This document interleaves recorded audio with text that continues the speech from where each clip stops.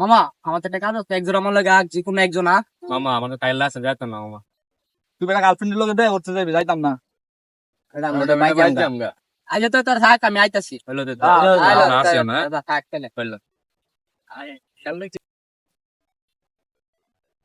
তা না আইলো না, যাক ভালো হইছে, টেক লাগলে হামু ভালোই লাগবে।